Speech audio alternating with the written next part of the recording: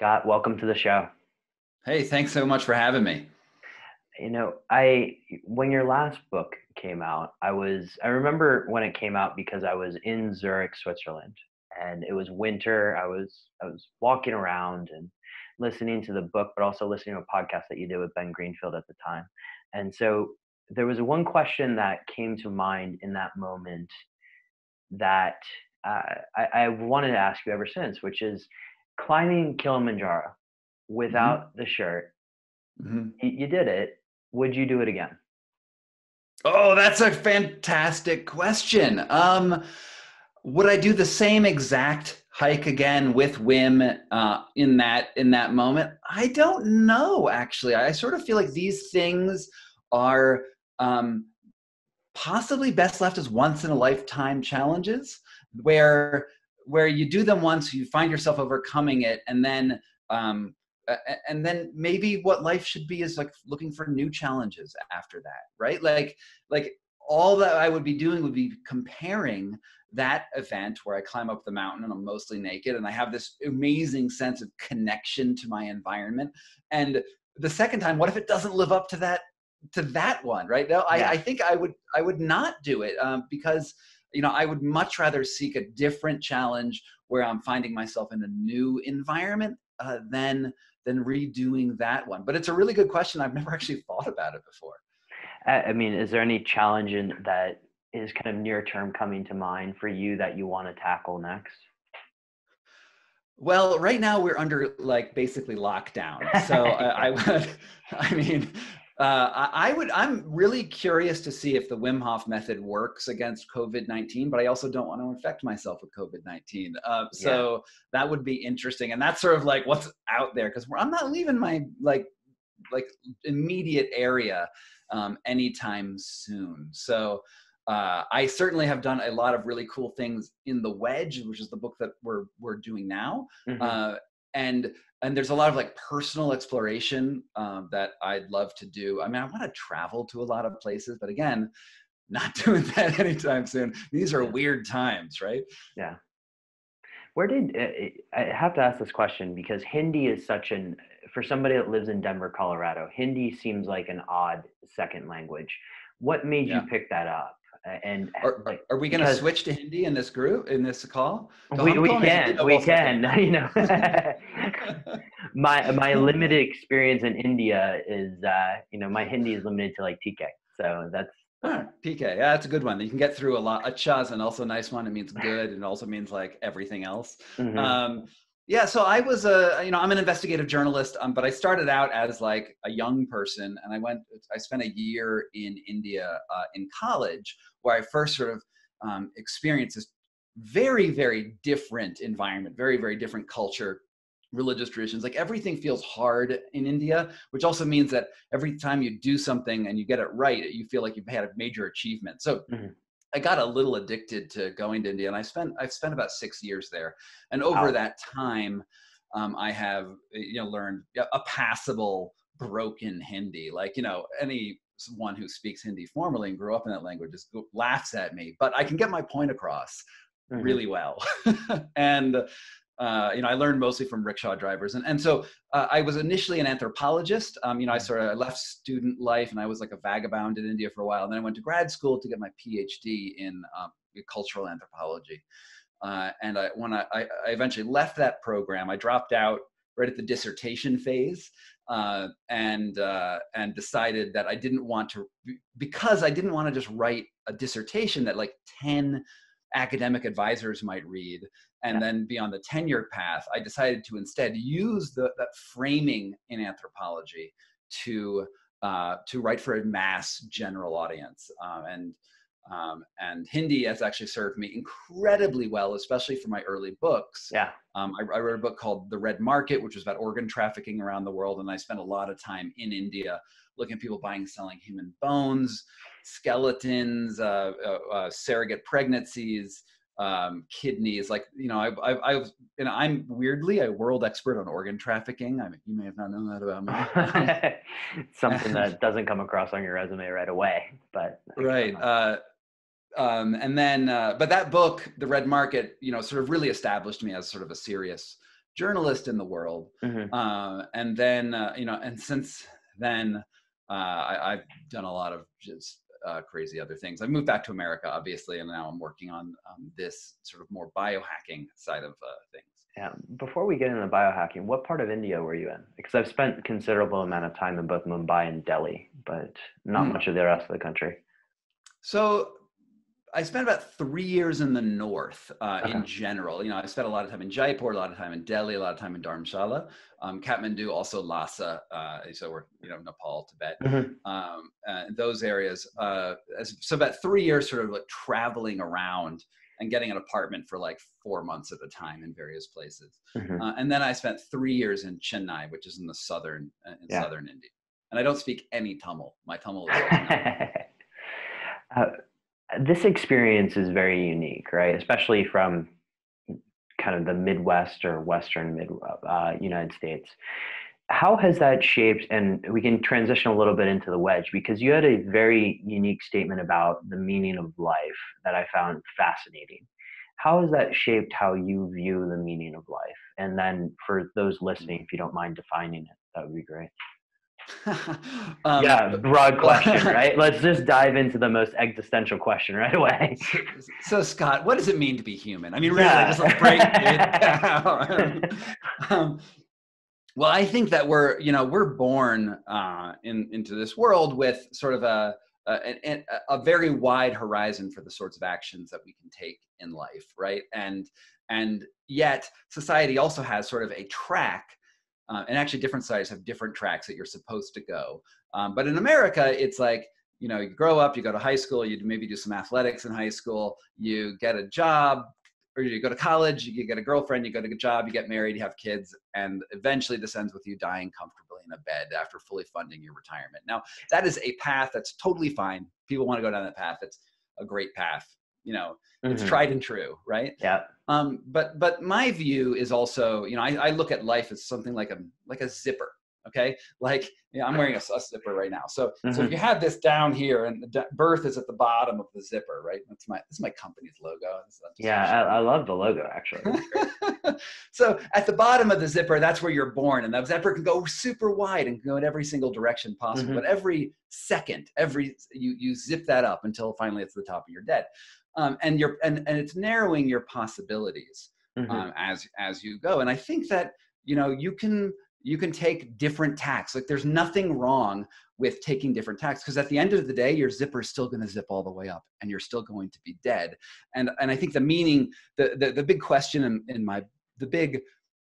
I mean, I'm going to say it's a big statement, but it's like everyone's made this statement before, right? Like we're going to die. You're going to die. You know that this game that we're in, if life is a song, it ends in a minor key, and and Hmm. and there's that ultimate reality that's happening, and what life is essentially, I'm going to say that life is a wedge, and we haven't even defined what the wedge is yet, We're gonna get but to it. life is this space between birth and death where you get to choose what direction you take. Hmm.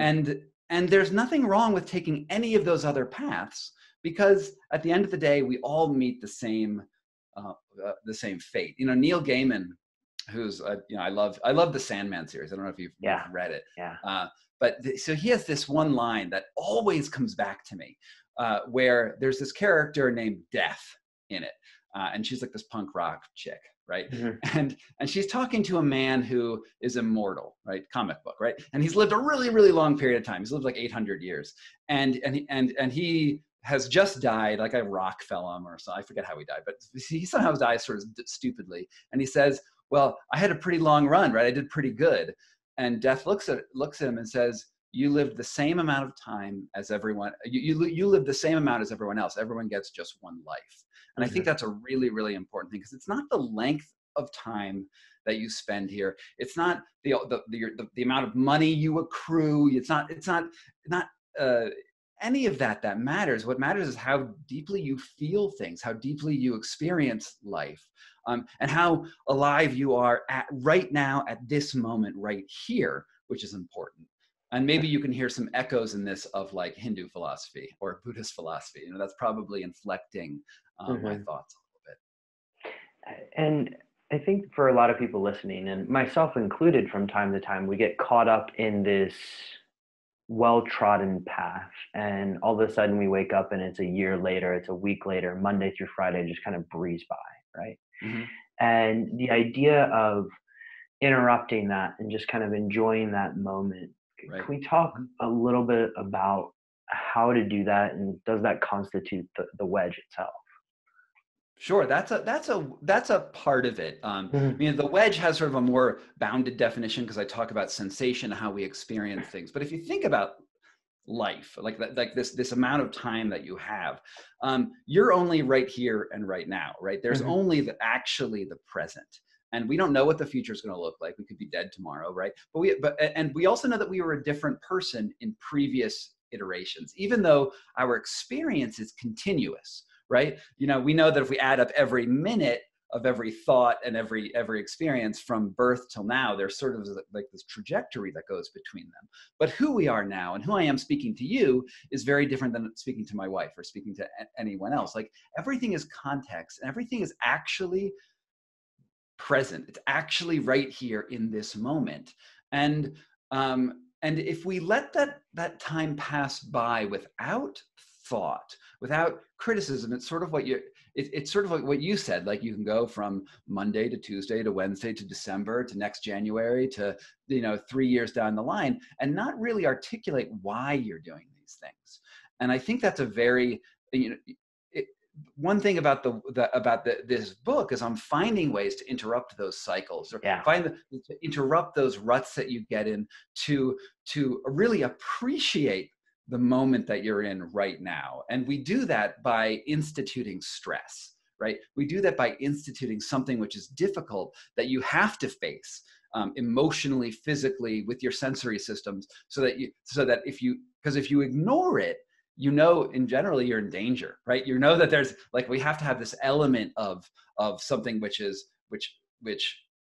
commands your intention, Mhm. risk or something like that, so that then you look at it, and that's when you feel alive, when you're at this litmus of a risk and not risk. And of course, we don't want to take risks that actually damage us, but we Mhm. want the risk that makes us aware of where we are. And one truth is that we're always at risk, right? It's just that we often blind ourselves to what the risks are. Like, I'm at risk right now, and you are at risk right now of dying of COVID, right? you It's know true. Yeah. or, or getting hit by a car or an asteroid, or I'm in America, so a random gunshot, right? like We have those occasionally here too. but like we oftentimes um uh try to ignore, we accept risks that are there, and we're like, okay, no, those are fine, and we don't need to do those again, or we accept that there is this random chance, so it doesn't command our attention, which is Mhm. also maybe why I don't want to go back up Kilimanjaro, because I sort of know those risks, right? Mhm. I just know what's out there. So one of the things we want to do is push ourselves into new environments. Eleanor Roosevelt once said, do one thing every day that scares you. And I think Yeah. that's a really decent um, precept to follow, because we don't want to, if we only have a limited amount of time, then we should try to pay attention to as much of it as possible. Mhm. And yet, for so many people listening to this, it's very hard to do that, right? We get caught up in future Mhm. pacing ourselves, or in certain cases, Right. if you have depression, looking into the back, or looking into the Hmm. past too much. Right. At this point, let's talk about the wedge, because this, again, you're a fantastic storyteller, and I love reading about you throwing kettlebells. And frankly, I was going to do it this afternoon in my backyard. Good. But Awesome. uh, the wedge, how would you define it for people that are, listening to this right now? So it's a way of separating stimulus from response. Hmm. That's the most general way to do it, there's something coming in from in generally the outside world, that hits you, and that your body, not necessarily your mind, but your mind could also be part of this, but your body has an automatic response. And I learned this by initially meeting Wim Hof back in 2010, 2011. I met him, and his Wim Hof's thing is you jump in ice water and you control yourself in ice water. And by doing that, you gain command of the automatic parts of your nervous system, the autonomic nervous system. Mm-hmm. And essentially, cold water is a standard stimulus. Like, all human bodies respond essentially the same to it, which is you get thrown into the water and then you clench up. You can think about right now, what's it like to feel a cold shower, and your shoulders will probably get tense and your butt Mm-hmm. will get tense, right? And then you dump cortisol and adrenaline to like fight, like it's your fight or flight response to keep you warm in this environment and let you survive. What the Wim Hof method, the genius of the Wim Hof method, is that you get into that stimulus, and he also has a breathing program, which is actually follows a similar program. You get in there, and then instead of tensing up, you will yourself to relax. And you say, okay, it's just cold water. And by Mm-hmm. doing that, what you're doing at your nervous system level is you're switching from your fight or flight responses to your rest and digest responsive. You're going from sympathetic nervous system to parasympathetic nervous system. And when you do that, when you flip that switch, you start to gain control of parts of your body that you didn't know you could control.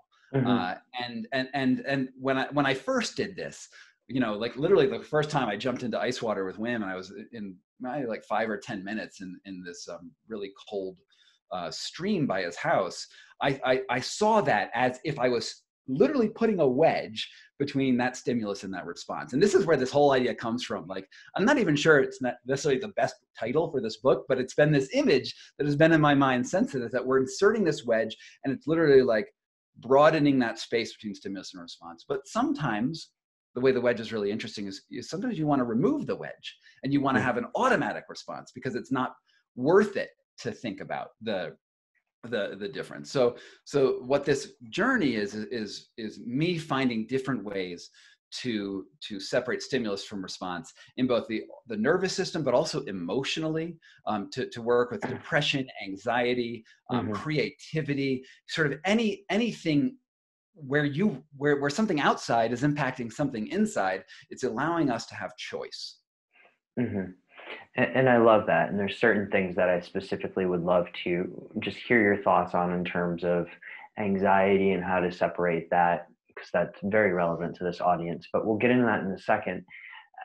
You had some time with Stanford professor Andrew Huberman, and Right. you talked, and he had a great story about, I believe it was cage diving, Right. and sort of fear and your reaction to it. Do you mind just talking us through? There's a specific term in there that you use called neurosymbols, Mm-hmm. and maybe why those are relevant in this process of creating wedges. Sure. Yeah, and neural symbols are really the highlight concept of the entire book. And I Mm-hmm. got this idea not only from Andrew Huberman, who sort of walked me through the nervous system, but also but two professors at Wayne State University, Otto Music and Vaibhav Dewadkar, Mm-hmm. who and I think that these are sort of general science ideas, and we've sort of put a term on what's going on here. And think about how you experience reality at the most fundamental and most neurological level. Like, when you're born, you are, you're a baby, you're looking out at your body, and your body is basically autonomic at that point. Like, you can't really control your arms. You can't Mm-hmm. really control the way you're blind, basically. And you're sort of like, the stuff is there, but you have to work it to sort of understand how it all comes together. And absolutely every part of that process is a wedge process. It's like changing something from an automatic to something which is under conscious control. Now, what a neural symbol is it's basically the bits and bytes of human cognition. It's the software of human cognition versus the hardware of how Mm-hmm. we're all wired together.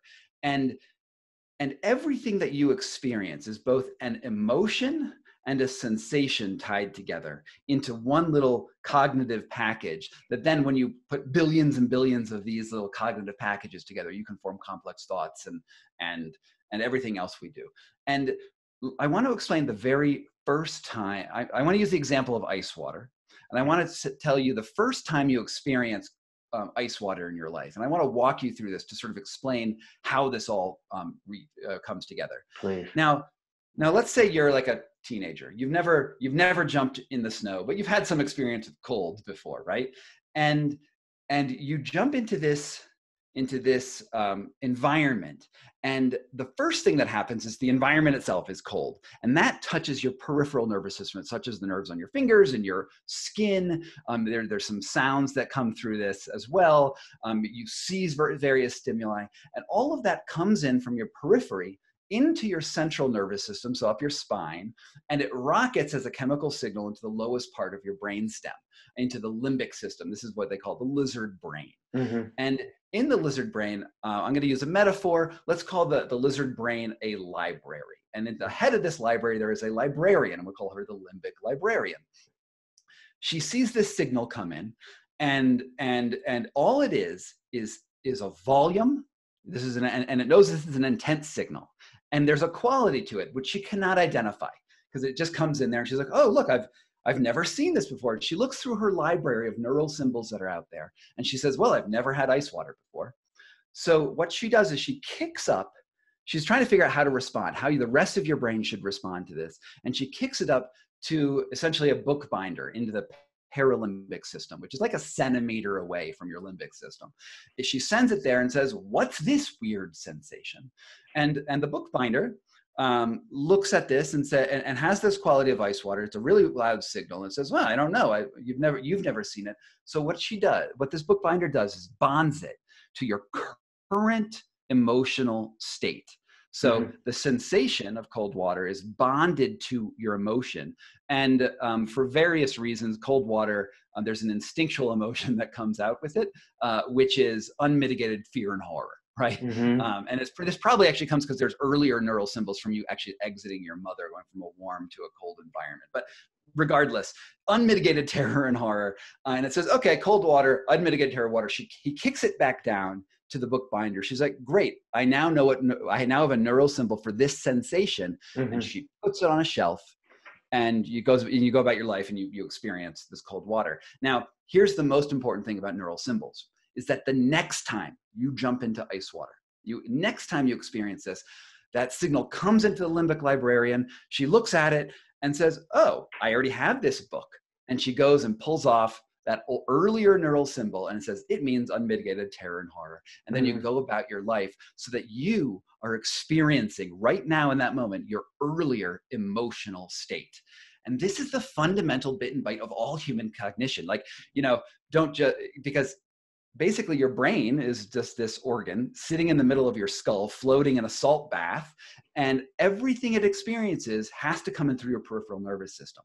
So everything goes through this process, and every emotion you feel is bonded to a sensation. And if you do that enough times, just like a computer program, right, so the ones and zeros, it's sensation and emotion. And this is really the fundamental process to understand in the wedge, because what we're trying to do is the next time you get into that ice bath, you're never actually going to get rid of the unmitigated horror and terror of an ice bath. Okay, I still have it. I still look at an ice bath and I'm like, and I've done a lot of ice baths. I've done a lot of showers. And it's still the hardest thing I've ever done to turn a hot shower to a cold knob, because I still will always have that neural symbol in my brain. However, I have also put many, many more neural symbols into my brain where I have experienced the cold shower in different ways. And I have said, look, I don't want to do that. There's this anticipation of not wanting to, but I also know that I feel amazing after it. I have also can sit in a cold shower and say, this is not cold. This is the physical sensation of joy. And that actually that's another emotion fixed with another sensation, and that bookbinder says, okay, we'll put that there. So my shelf of cold water is actually really wide, and I get to choose which book I want to do now. And that's really what we're doing with the wedge, is we're trying to make a bigger library for your sensations so that you have some choice in which book you want to pull off. And a lot of us, because we're so addicted to comfort, so addicted to sort of a narrow band of experience, we don't bother to put new books on those shelves. So using the analogy of books on the shelves, but also when you're speaking of this in the cold showers, something that immediately comes to mind with regards to my life, and I know a lot of the listeners, is public speaking. right? Mm, And public speaking, I know you mentioned in the book, is sort of one of these things that inherently for a lot of people, for many people, it's terrifying. And right. maybe it goes back to evolution and being thrown out of the tribe and being eaten by lions or whatever it is. But Everything goes back to being eaten by lions. You have to exactly. understand. Fundamentally, we're just worried about being eaten by lions. But when you're rebuilding this and instituting, maybe if we can take people through step by step, like how would you look at public speaking? Because you do a lot of it, Mhm. and rewiring yourself so that, or maybe not rewiring, but putting more books on that shelf. Right. How do you look at that? Well, I mean, oftentimes, I mean, not everyone has trouble with public speaking. Some That's true. people just can just go through it, right? Because their first experience, they all got was affirmation. But a lot of us have these negative experiences at some point in our life.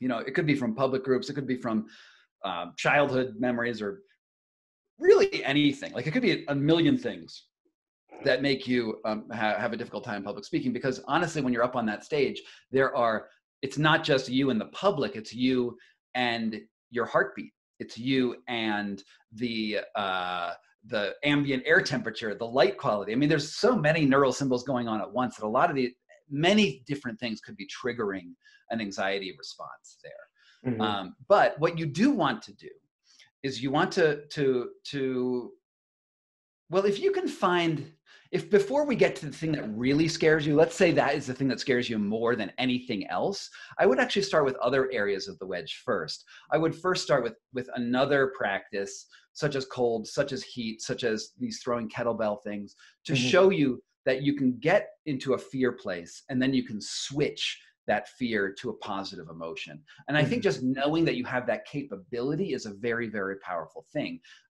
And you know, with the kettlebell throwing, which we'll probably talk about at some point, one of the things that happens is people have heard now Scott throws kettlebells and he's going to break his foot. Like this is everyone has had this thought. You're throwing kettlebell sounds like breaking feet. Well, when I tell you you actually throw it to another person and you pass back and forth, then you're like, well, you're going to break multiple feet Yeah. now. Shattering And kneecaps. Just like there it goes. totally. But one of the things that's so amazing about this kettlebell throwing thing is actually the practice is fairly easy to learn. It's Hmm. unlikely you're going to break your feet because it's a little slow, but nonetheless, there's that fear of danger in it, fear of failure, and the fear of failure is a broken foot. There's the real consequences of breaking your foot. But in Hmm. general, you find that you can do it, and you can also learn trust with another person, because if you're throwing back and forth to another person, you're both facing the same fear, and you have to cooperate. And that's really what the lesson is out of throwing kettlebells. Now, if you learn that and all of a sudden it goes from fear to be like, oh, I'm having a lot of fun. I'm in a flow state. This is a blast. And it turns out that kettlebell throwing is actually a lot like dancing at the end of the day. It's Hmm. actually a blast. You know, people go skateboarding all the time too. And you think, oh, skateboarding, you're going to break your head. And then look, these people are having a big blast skateboarding. I mean, this is a process in lots of things. So I would say before you address whatever that main fear you have, public speaking, let's say, try taking another fear, even one that's minor, even one that you didn't even know you had, but has sort of this visceral response, and realize that you can change it. And I think having that idea where something that is not a fear, but then you make a little fear and then it turns into fun, is hugely powerful, because it's showing that you can change. When you have fear, it's a sensation, right? It's not just a cognitive thought. It's an actual feeling in your body. It's the puckering of your butt. It's the clenching of yourself, and it's you going from clenched to release. Hmm. And when you get onto that stage, you're going to be butt puckering there too, right? Yeah. You're going to be up there and you're going to be thinking of, oh my God, this is going to fail. And whatever, I don't even know where it's going to go for you and fail. You might think that you're going to go broke, or everyone's going to make fun at you, or or someone's going to post something bad on Twitter about you. I mean, all this stuff is going to be going through your head. But once you know that you can switch from one to the other, I mean, honestly, one of the things that makes you fail in public speaking is fear. You Yeah. know, if you want to have a panic attack, don't do it on stage, because that is Easier definitely. said than done. But once you do start realizing that you're not panicking Hmm. when you're on stage, you end up in this flow state. You end up having been, if you're able to get past that fear, all of a sudden that stage experience becomes fun and the words come out, because honestly, if you're up on stage, it should be something you know about. It should be something you are an expert in, because otherwise, why the fuck would you be up there? Of course. And and and it's really, once you dump that anxiety and you accept that even you can make mistakes in front of an audience, and usually the audience is forgiving. I mean, probably 95% of the audiences that are out there are very, very forgiving. And you can just get into it. I mean, it's this anxiety thing, and once you learn you can flip it in one sphere, you can flip it in another. And I would also say, don't make your first talk at a Tony Robbins stage in front of 40,000 people. Maybe start a little smaller than that. Just 20,000, right? Yeah, right. Exactly. Let's talk a little bit more about the kettlebell swinging, because I think people are throwing. It's not swinging. Swinging would be pretty easy by comparison. Yes. How would you recommend people start with this? Because in the book you outline it, but I know that there's a bunch of people listening to this right now that want to just go out and throw kettlebells. How would you get started? So it's easiest to do. I mean, you want to do it with another person initially. I mean, there are ways to throw kettlebells alone, which is sort of kettlebell juggling. And I think it's a useful skill. And I do it when I can't find a partner to throw with me. Do you get your wife to throw with you at all? I do. Although we do have different sort of strength profiles, and she prefers a lighter bell. I prefer a heavier bell. And the lightest bell that I want to throw is above where her, the bell that she wants. Yeah, we can do it, but we can't do it as long as I can with somebody sort of an equal strengthful profile. However, I will say that throwing between couples is probably the most intense of them all, because the stakes are even higher, right? Yeah. I don't want to break my foot. I really don't want to break her foot. Yeah, because if that happens, then your relationship becomes very hectic for a little while. Right? Well, I mean, it's about empathy. It's not even about the relationships. I don't want to hurt my wife, right? Yeah, of course. It's a more, I mean, it's not about how this plays out. I really just don't want to hurt her. Yeah. And when what's so fascinating about this is when you have a couple, it's not only about throwing kettlebells and looking awesome on Instagram or something like that. Piece of bullshit. What it is it's about developing trust. And couples oftentimes have a really hard time at first throwing kettlebells, because in your relationship, you have all of these little islands that you don't want to go to, right? There's the little islands of discussions that it's best not to go there.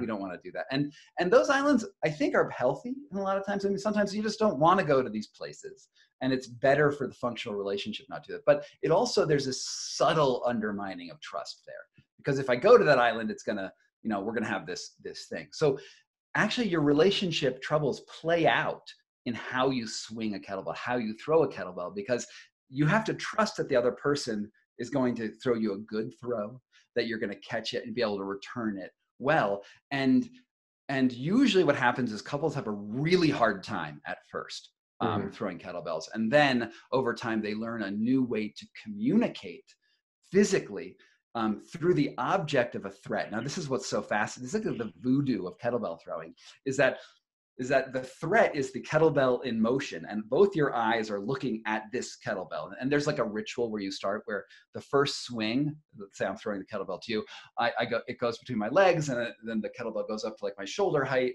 and I'm looking in your eyes as this is happening. That's the first swing. And on the second swing, we're still looking at your eyes. And then when the bell gets to its apogee at the highest point, we both move our eyes from each other, where we're connected, to the bell. And then the bell goes back. And then, the receiver's looking at the bell the whole way. And obviously the person throwing can't look at it the whole way because it goes behind your butt. And then the third throw is where it comes up and you're both tethered. Your attention is tethered to this bell. It flips through the air, goes into the other person's hands, and then they return that energy.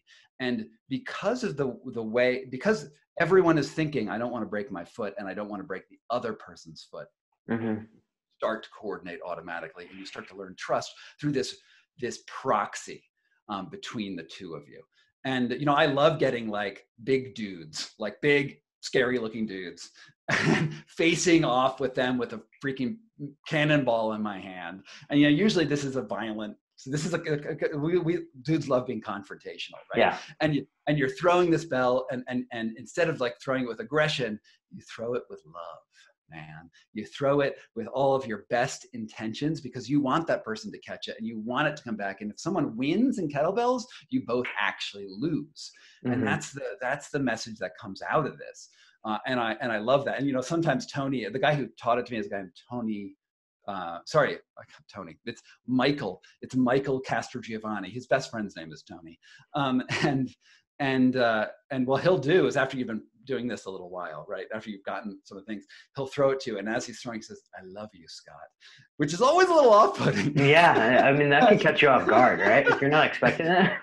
Right. It usually catches you off guard, but it's also really important to have a physical practice, which is also an emotional practice. You see how this builds a symbol, right? This is the connection. I'm trying to get all these good vibes, and I'm trying to fit it into something which is dangerous and fearful. Mm-hmm. One of the other practices that you went through was sensory deprivation tanks. And yeah, love those. I do too. And I was introduced to them by a boss a long time ago who basically said, you need to try this. And here in Amsterdam, we have a great center for it. But the history of sensory deprivation tanks is fascinating. You cover it in the book. But how did that play in as sort of a wedge to you? How did that directly go into your life? So most of the wedge that practices that I look at are me getting into an intense physical environment where I'm looking at the outside world and there's a stress of some sort, heat, cold, fear. There's some psychedelic stuff in there, but it's usually a big signal coming from the outside world. And then you're trying to modulate yourself in the presence of that signal. The sensory deprivation tank is actually the very opposite idea. It's putting yourself in a place where there's so few signals coming in from the outside world. It's not true isolation, right? And then there's the meniscus of the water on you, there's humidity, there's various external signals coming in, but it's about as tuned down as we've been able to get a human, right? And in this environment, what actually comes out are your internal sounds. It's what psychologists and neuroscientists call interoception. You start looking inwards to, all of a sudden, I can hear my heartbeat. I can hear the blood flowing through my veins. I can hear the creaking of my joints. I'm 40 years old, so all my joints creak. And there's you suddenly become aware of your internal body as an external environment, because remember, your brain is just floating in your body, right? And you realize all the signals that your body creates. Now, when we take that into the idea of neural symbols, now, I gave you the cold water symbol, which is a really, really powerful, strong signal that sort of overrides everything else because the volume is so high. But you're also feeling, even subperceptually, 100 stimulus right now. Again, quality of light, air pressure, temperature, smells, and on and on and on. The feeling of your clothing against your skin, and there's just a million sensations that more or less you don't pay attention to, but it doesn't mean that your brain is not registering them. And it's basically the librarian be like, yep, seen clothes before, yep, seen air before, yep. And she doesn't really care about it, so she's not processing new information. However, in an environment, like let's say you have a stressful experience, and I like to use the apocryphal story of a soldier in Afghanistan walking down the street, and there's a million things going on. There's the quality of light, there's the tea seller hawking tea, there's some flowers over there, and there's some children playing, and there's all these sounds of just like normal street life going on. And all of a sudden the roadside bomb goes off next to him, and his friend gets killed, and he's thrown to the ground, and he has some injuries. And what happens in this instance is that all of those earlier sensations that were just passively being processed by your brain are suddenly bonded with the terror and the trauma of that experience, and wired straight. The limbic bookbinder, the paralimbic bookbinder, bound all those books and said, "Oh my God, flowers, tea sellers, unmitigated trauma and horror." And so that now, when the soldier goes home, and let's say they fully recover from their wounds, they're walking down the street, and they have a panic attack, and they don't know where this panic attack just suddenly came from. This is what PTSD is. Yeah. But what was happening is the quality of light was just somehow similar. Like some of this minor, unrelated to the roadside bomb, but your brain had processed the quality of light, and that triggered the panic attack because it brought them back to their trauma. Now, one of the other things that happens in almost all trauma cases is that you have such a high spike of adrenaline. So your fight or flight response goes crazy because you're trying to survive whatever situation that is, that the adrenaline hits your heart. Your heart suddenly is so loud. You can start to hear your heart in that traumatic situation. You can hear your blood pressure because everything in your body is trying to give you as much energy as possible. And in that trauma experience, you actually bond your heartbeat to the trauma, and you can't escape your heartbeat. Your heartbeat is always going to be there. So what happens in the sensory deprivation tank, which is so fascinating, and it's in the research is done by Justin Feinstein at the Laureate Lab for Brain Research, the only float research center in the world. He took all of these people with generalized anxiety disorder and severe anxiety disorders, some soldiers, but also just like car accidents and rapes and all those other horrible things that can happen to a person. Put them into a sensory deprivation tank.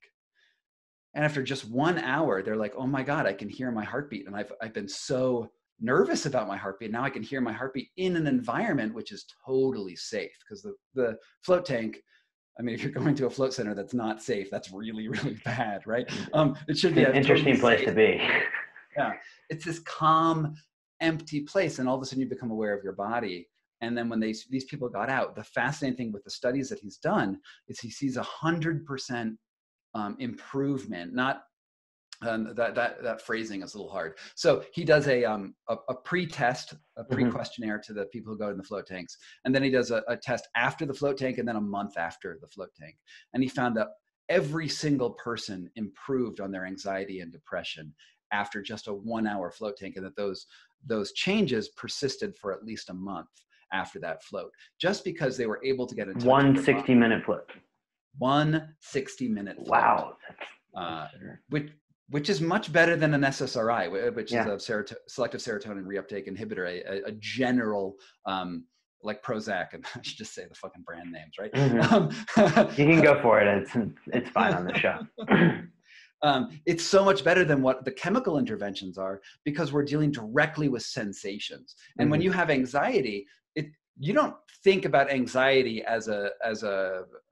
you don't experience anxiety as a cortisol and adrenaline mismanagement protocol in your body. You don't sit around and be like, oh, my adrenaline's spiking right now.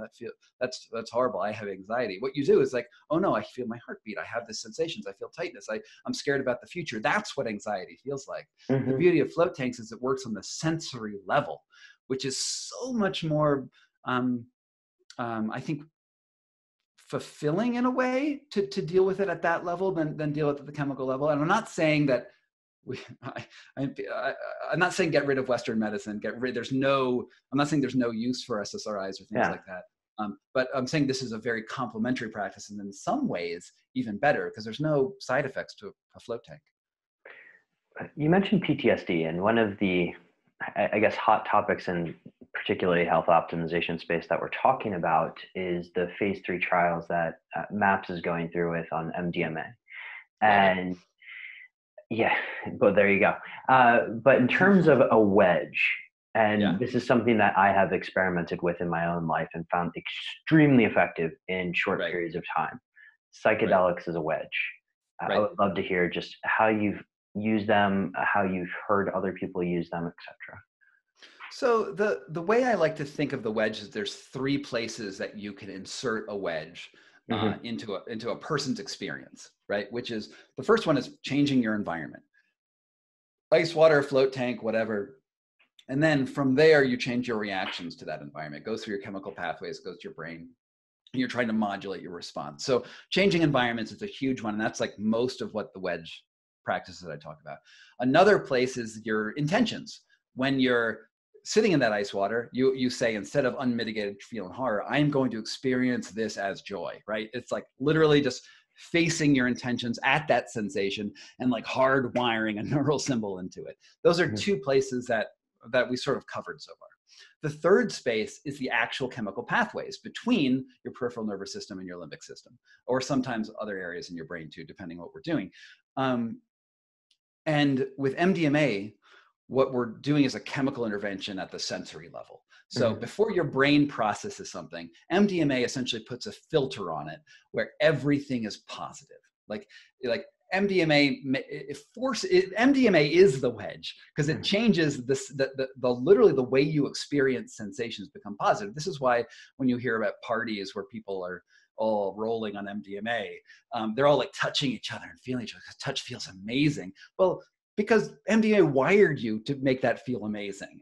And there's like almost no bad touches on MDMA because people are so, I mean, I'm sure you can have bad touches on MDMA, but you're generally so predisposed to be wired in a way that's positive. Now, what I did was MDMA with my wife with 2 psychiatrists in the room who had never actually seen, I mean, they'd used MDMA, so they knew what the effects were like on them.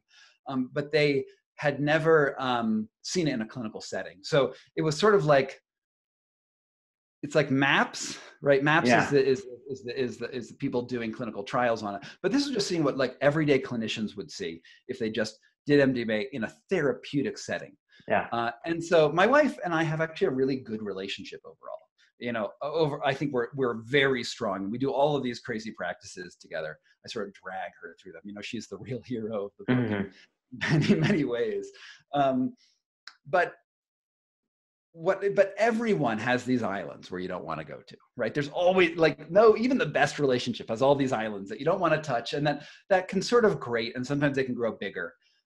And healthy relationships have these too, but it's still better to be able to address these. And so what we did is we went on MDMA, and it sets in, and everything, no matter what, in the clinical setting, because we're not going to be touching each other in front of psychiatrists. That feels really awkward.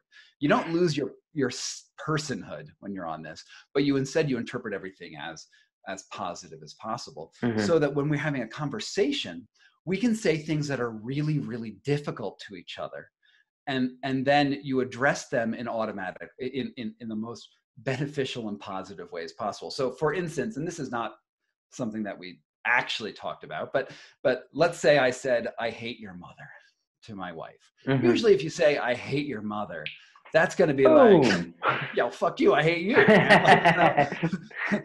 Like, because you're going to have this automatic response. But instead you could have that thing and be like, "Oh yeah, I understand. You know, it's so hard for you. Let's talk about that. Let's unpack this. And, I don't want you to hate my mother because of X, Y, and Z, and you'll have this like really productive conversation around a really difficult situation, because the MDMA has forced empathy. It's forced the things you have to feel empathy in that situation. And that is what is so magical about MDMA. And then at the end of it, you come down, and actually the down of MDMA, I mean, some people have no hangover, but a lot of people feel really shitty after an MDMA trip.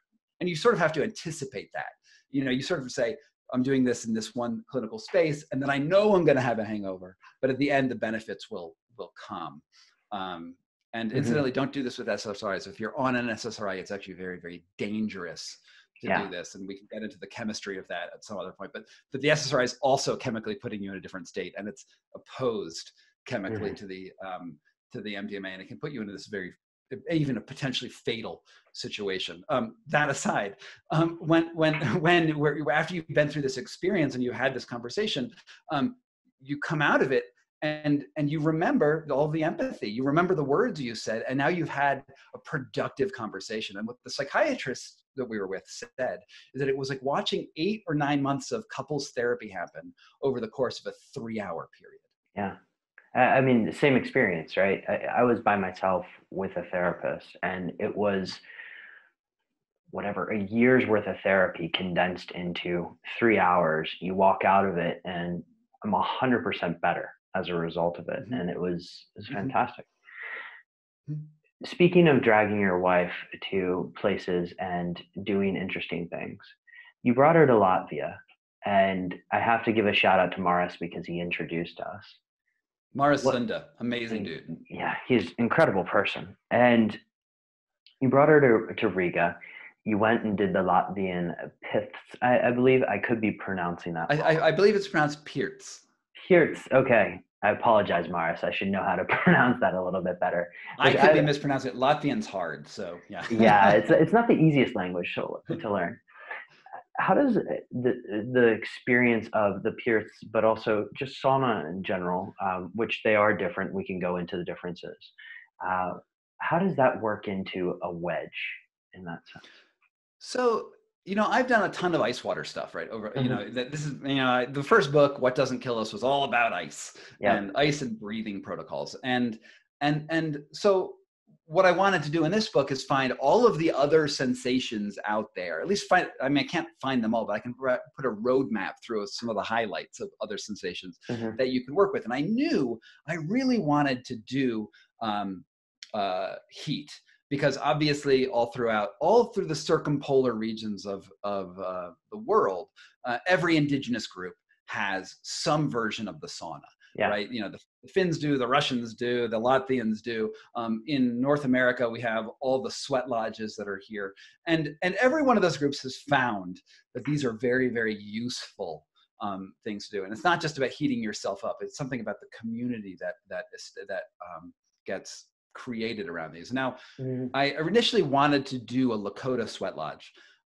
One of the problems with that is when I started reaching out to many, many different tribes, not just Lakota, but also Ojibwe and the other tribes that have these traditions. Basically, everyone said, "Yeah, we don't want you culturally appropriating our work," which, given the torturous history between guys who look like me and Native Americans, I get it. I, You know, I understand. Yeah. yeah. I was a little bummed out, but I definitely got it. And but as I was doing this research, actually Mars reached out to me. He's like, Scott, I want you to come to my biohacking conference in Latvia. And as payment, I'm going to put you in a 5-hour sauna. And like, most people would be like, that doesn't sound so cool. But for me, I was like jackpot. This is great. Hmm. And so Latvia, one of the fascinating things about Latvia is when you ask, like, basically everyone I ask, like, what's your religion? What's your religion? Just about everyone I asked said they were pagan. Yeah. Like, oh, I'm a pagan. And like, no one says that in the States. No, Like, no, the word pagan doesn't come up very often, right? I mean, it comes up in like, yeah. And so this is like, and Latvians like spend time foraging mushrooms in the forest, and like they're a really amazing culture. And it's very, it's sort of related to like what you think the Druids would be in the United Kingdom. And it's a Hmm. very like earth feeling. Hmm. And the Pirts is a very, very old tradition they have, which is it's their version of the Finnish sauna. Sauna is a Finnish word. Sauna, they say. Yeah. And they have basically two shamans with my wife and I, and we get there and we don't know what to expect. We know 5-hour sauna, and that's all we know. And we get there, and the first thing these they call them Pirtniks, or I'm going to mess that up, but Pirtniks. Um, It's okay. and I already screwed up the name. So. and they they meet you and they're wearing these like green felt hats, Hmm. right?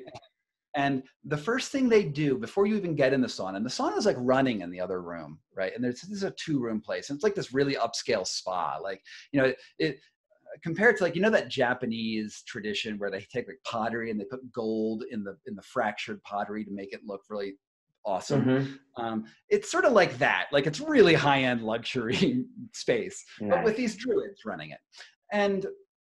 And the first thing they do is they say, okay, we want you to first have a tea ceremony with us. And we sit down and we drink this weird teas, like teas made out of the stuff in the local environment, like Hmm. wormwood. And they give us bread made out of like pine needles and honey that's infused with like local flowers. And all of it tastes like weird and familiar at the same time. It's just like a weird meal. Okay. Hmm. And we have this weird meal. And then we my wife and I, and actually Maris was with us at the very beginning of this, and then he leaves shortly after. We all stand in a circle, And they say, the Pirtaniks say, close your eyes, and we close our eyes. And then they start dancing around us like wood elves. Like, it's super weird. Like, they have like rain sticks and like chimes and like a cacophony of like weird sounds. Like they're shaking branches and it sounds like it's raining. One of them like plays like Für Elise on like one of those music boxes. Like, it's this super weird cacophony. We're just sitting there and they say, close your eyes and just pay attention to the music. And in my mind, I'm thinking, this is super weird and like flighty and odd, right? Mm-hmm. And they dance around us for like 5 minutes, like Keebler elves. And as I'm paying attention to the oddity of this, what I didn't notice is when we open our eyes, I didn't notice that one of them would open the door to the sauna in the other room, which is probably running at like 250 degrees because they had it running really fast. I didn't notice that the room that we were in was ridiculously hot when it comes out. I had just been sitting there paying attention to those weird sounds. Mm-hmm. And then when I opened my eyes, I felt totally normal. And then I realized I was hot and I started sweating. And so they sort of like confused my sensations with their weirdness. Mm-hmm. And then Maris goes to leave.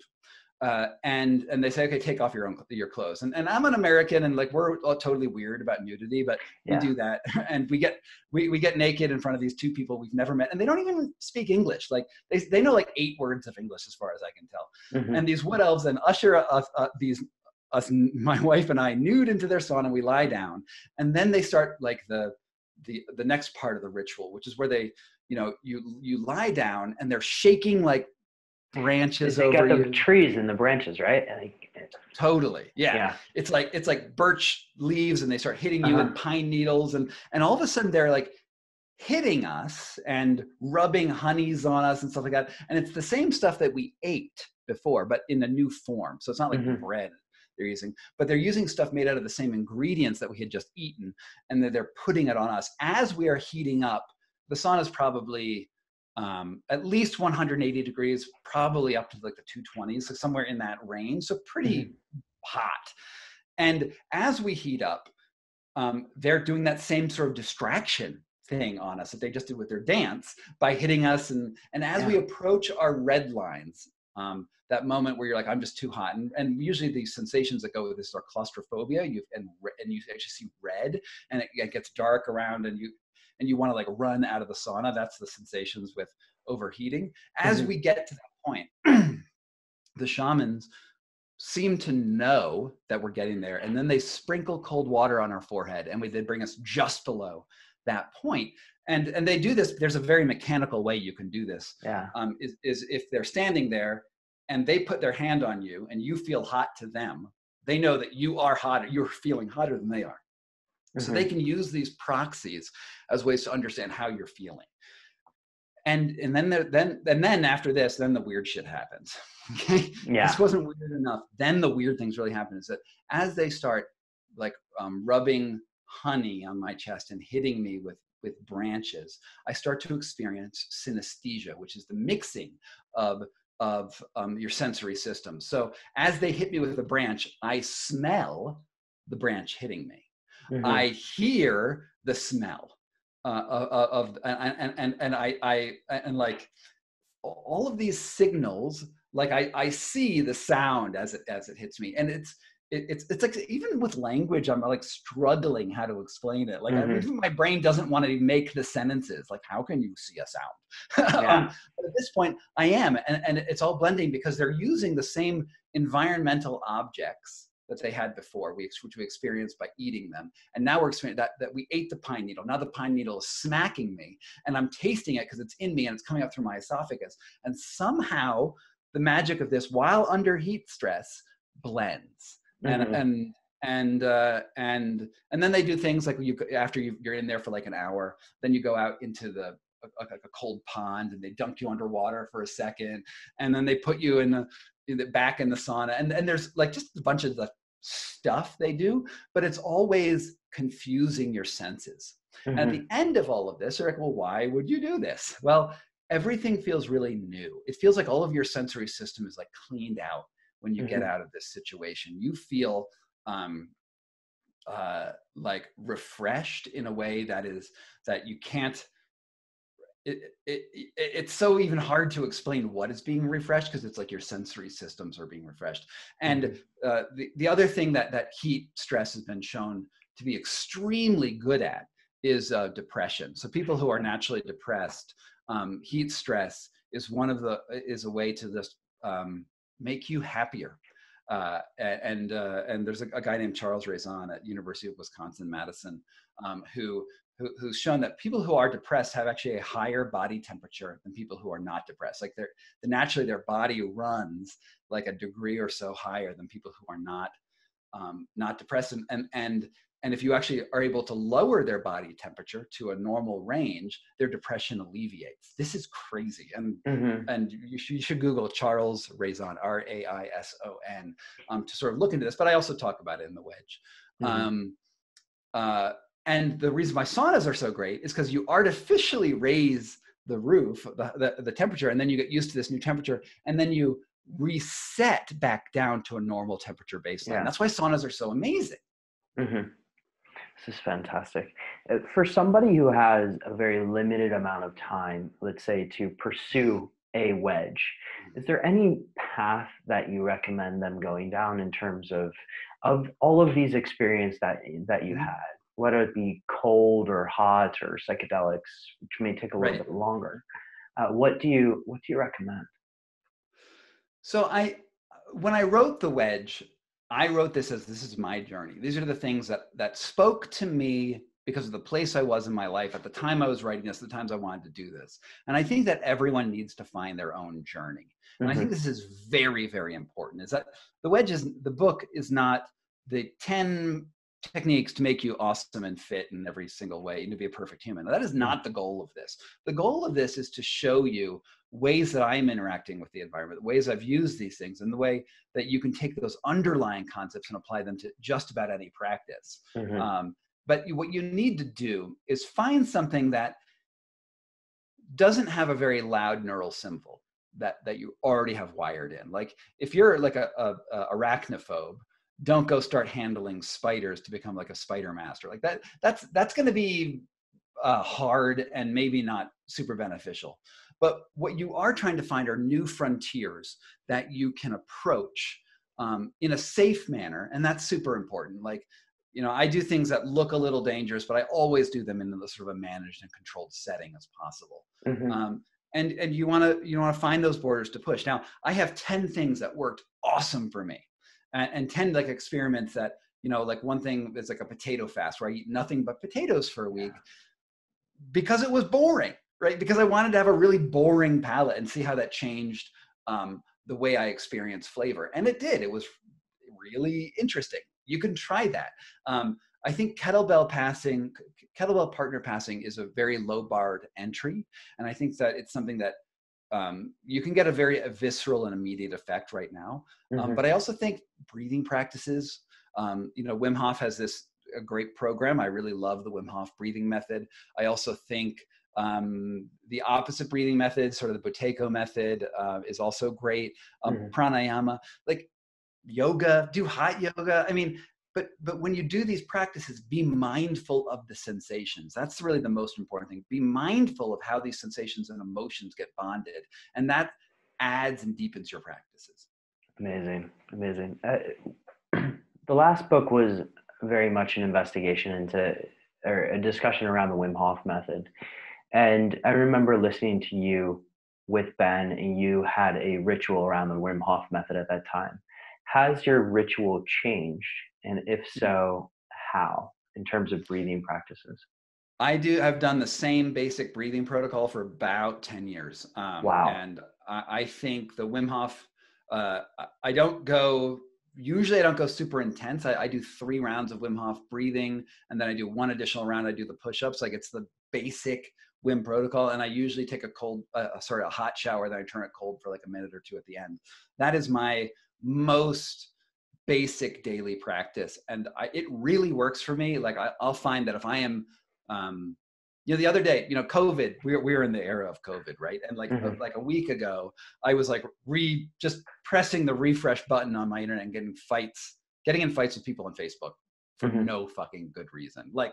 Because we were all basically not fighting each other. We're trying to be like, make the world controlled. Yeah. Right. Yeah.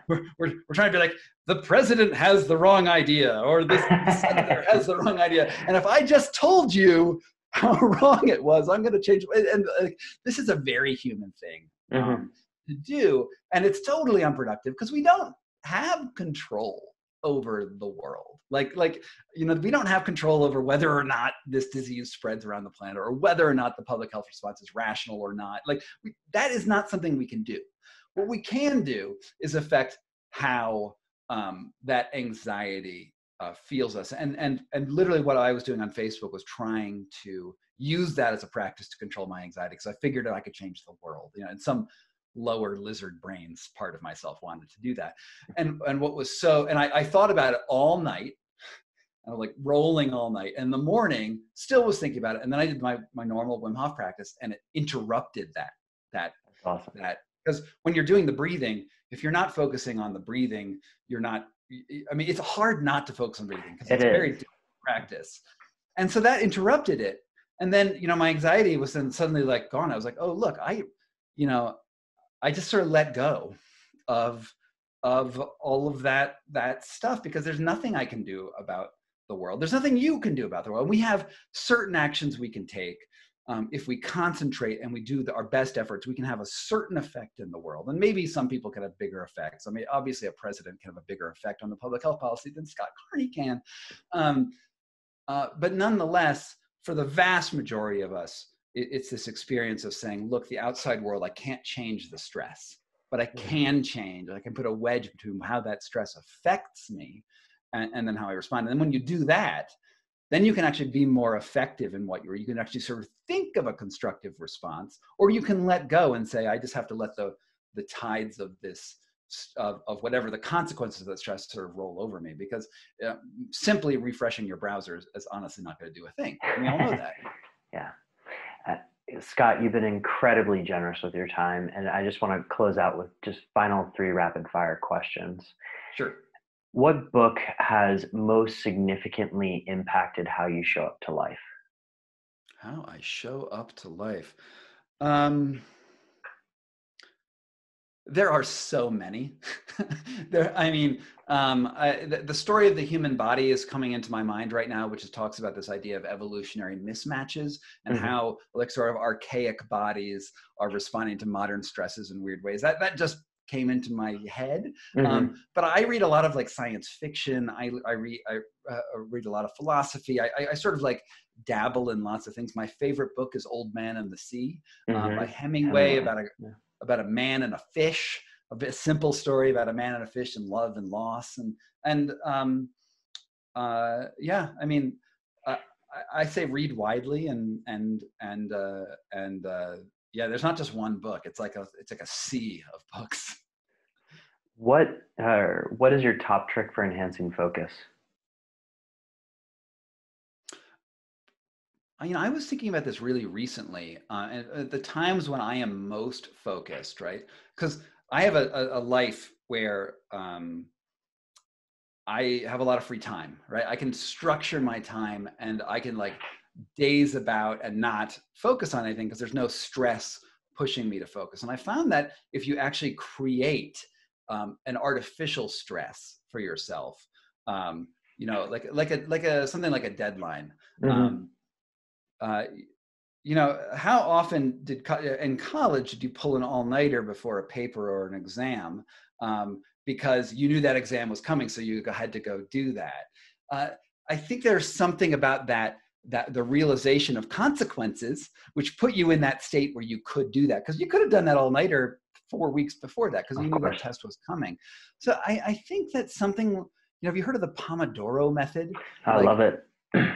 Creating I use something called self-control, and I love that name, on my computer, where it stops all the browsers, the internet coming into your mind. It's puts a block on all that stuff. And there's a timer countdown, and you can create this artificial timer. It's I can daze and just think about all of the weird shit that I usually think about. But when I have this timer on, I am going to focus. And it's a weird hack that it works, but it does work. It's okay, now I have a deadline. And especially giving it sort of limited ones is smart, like 15, 20 minutes. Like I feel like a good day of writing, I get like 1,000 words written. And honestly, I can do that in 15 minutes, but I can also spend the full day trying to find that 15 minutes. Yeah. What excites you most about the health world right now? I really am enjoying the fact that there are a lot of medical practitioners that are more open to thinking outside the box now than probably any time in the last 50 years. Mm-hmm. I think that there's a real opportunity right now to take the benefits of Western medicine and then bond those with these other ideas of out of the wellness community, not the crazy ones, right? Because there's crazy ideas in the wellness There community. certainly is.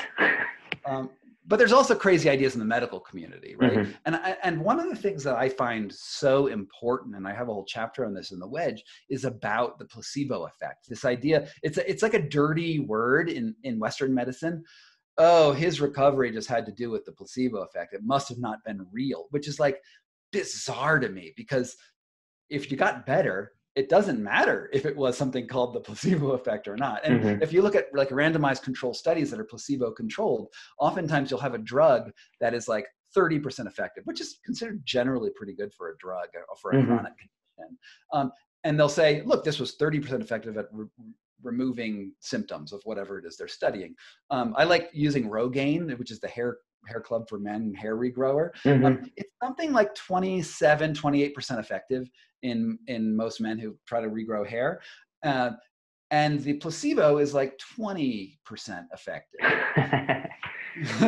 so it's like, well, the hair growing potential of Rogaine is like, what's the power of the mind? What's going on in the mind to get me to 20%? Even if that 8% is pretty cool on Western medicine, let me focus on that 20 and find other ways to accentuate these things. And I think that's really important. It's just also important to modulate that by the understandings that not just any fucking balls crazy idea you have is actually going to make you better. So there has to be sort of this like balance between the two. But I'm finding a lot of doctors, really, really good, smart people with real amazing credentials, being willing to sort of engage with that gap and lend credence to it. I mean, obviously there's studies on Wim Hof method, which are really, really promising and amazing. And I think that as long as we do it cautiously, we could end up in a really interesting paradigm where we can accentuate the healing powers of the body. Mm-hmm. Amazing. Scott, where can people find out more about you, this book, and where can they get it? So I would love you to come to my website, which is scottcarney.com, SCOTTCARNEY.com, and subscribe to my mailing list, where I occasionally, and not really as frequently as I should, but occasionally write cool things. But you can get a sample chapter of The Wedge there and read it. And then I can hopefully occasionally write some smart-ish emails out into the world. That would be the most amazing thing for me. But also there's Instagram and Twitter. You just Google can pick all that stuff up. You can get my book on my website, scottcarney.com, and also all of the other places people get books. If you really like my voice, my exceptional voice, I will read to you my audiobooks of The Wedge or What Doesn't Kill Us.